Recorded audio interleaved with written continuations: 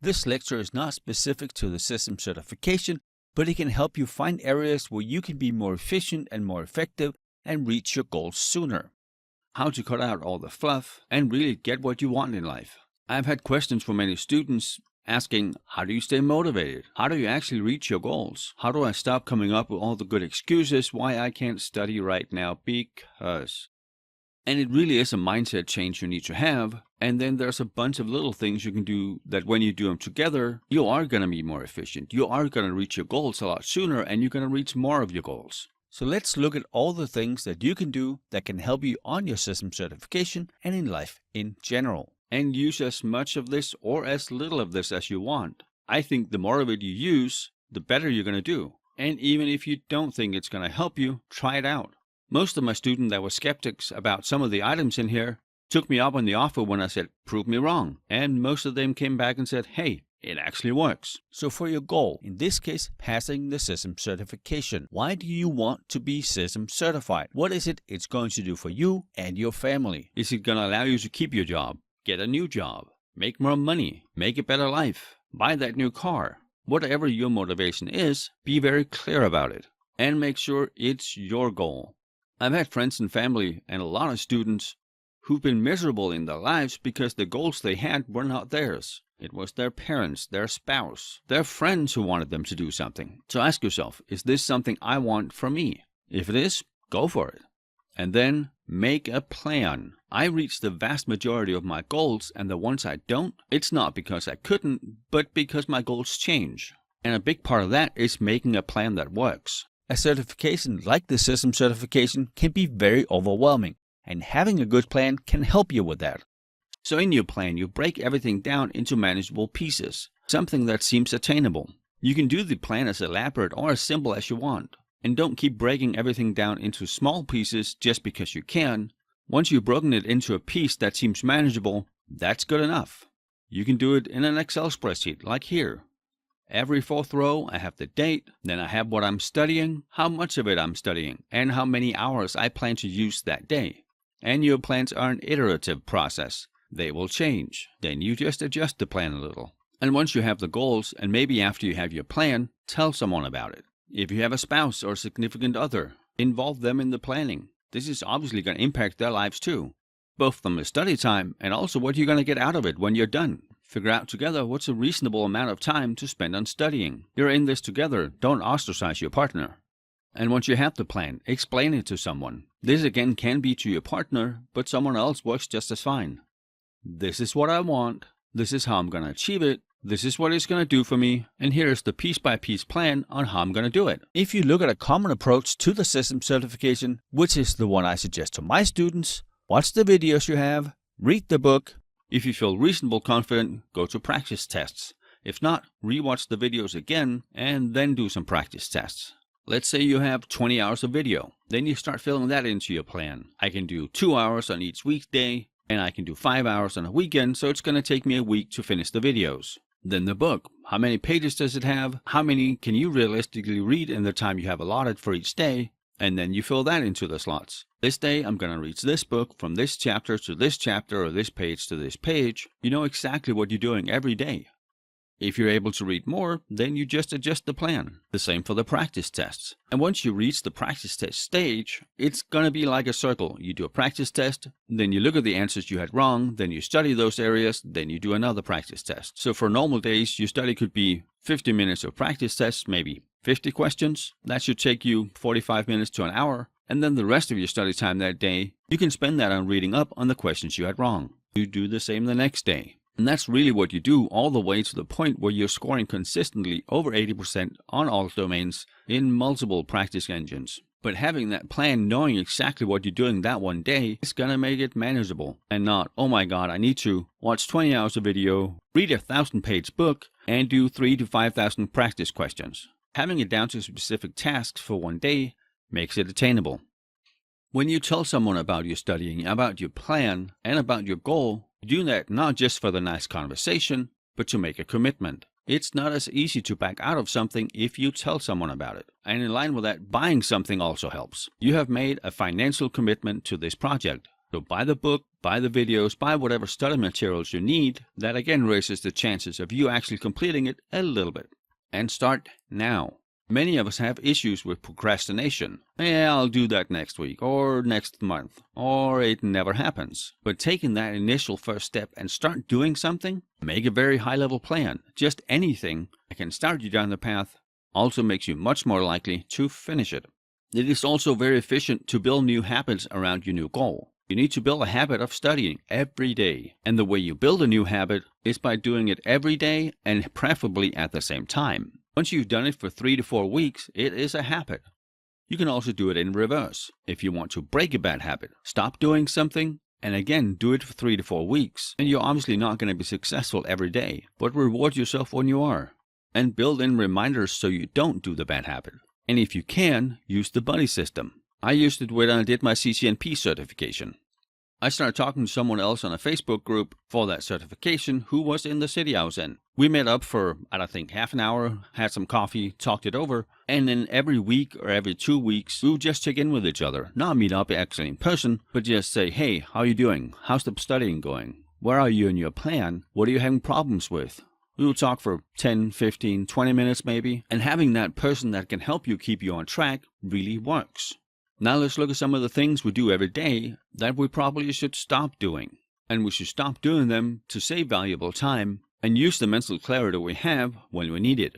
First off, multitasking. Do not do it. It does not work. I used to be a great multitasker. People would compliment me on how many things I could do so well at the same time. But being older and smarter now, I know it doesn't work. Our brain is not capable of multitasking. What it is capable of is switching tasks really, really rapidly. It can switch tasks as fast as a tenth of a second, but it is not multitasking, it's switching the task. The more you switch tasks, the more tired you get. Switching tasks rapidly increases the cortisol production in your brain, which, makes you tired. Multitasking really is the feeling of being productive while working on multiple things at a time, but producing subpar results. What you instead should do is sequence the things you work on. Do one thing at a time and do it very well.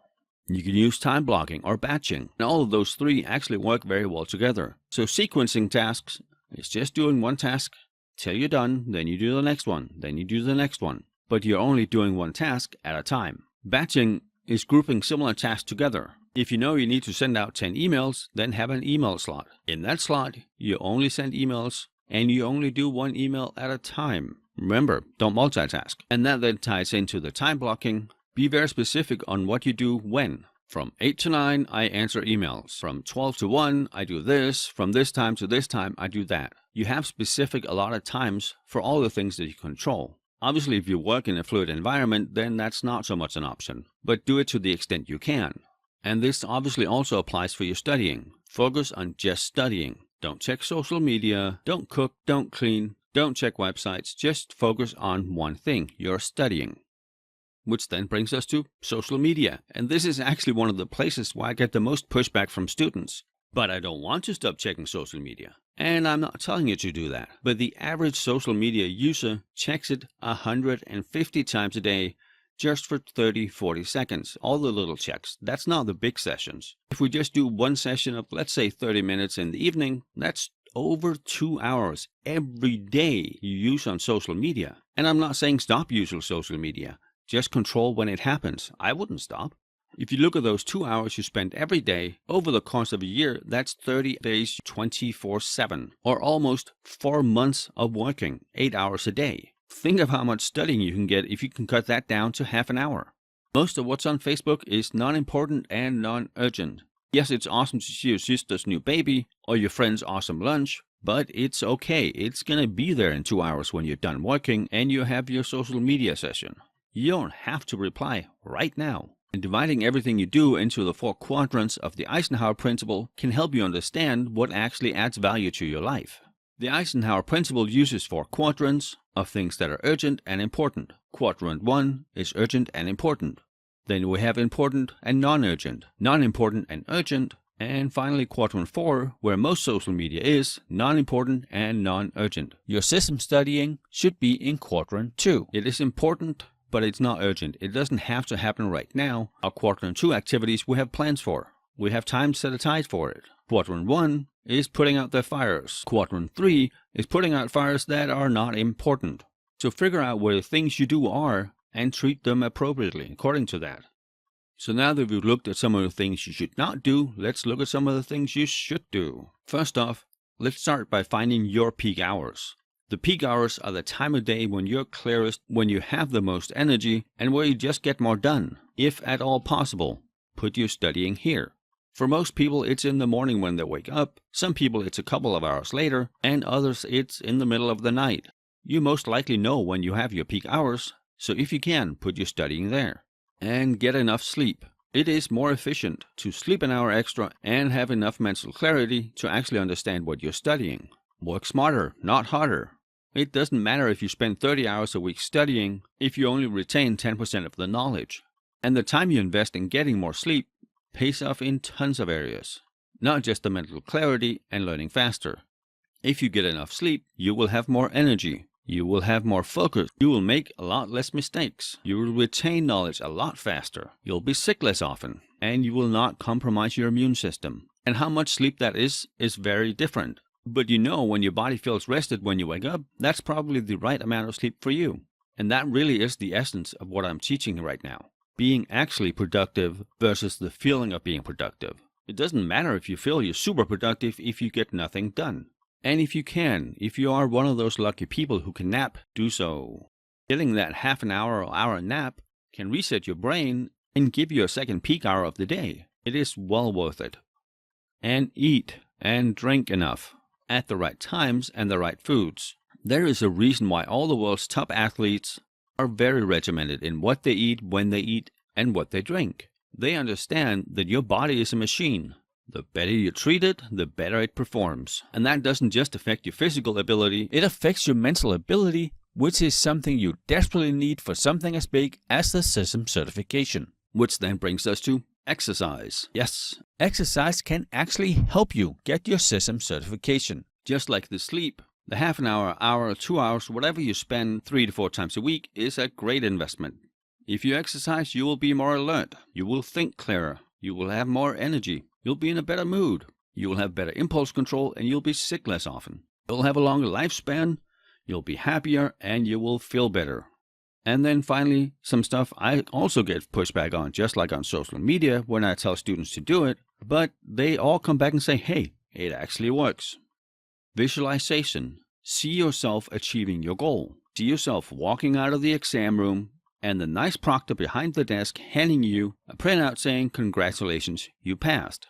Again, remember, our brain is primitive. It cannot tell the difference. Also use a short sentence to brainwash yourself. I'm good enough. I'm worth it. I can and I will pass the CISM certification. Make up your own one, of course, and then use visual aids. For my certifications, I print out a piece of paper with the certification name, my name, and the date I want to pass the certification. Then I hang it up at my work and at my computer at home. Every so often when I look over, I'm like, all right, let's do this. Let's get back on track. I know what's important, and I focus on that. And then I also suggest when you hit a milestone, celebrate it.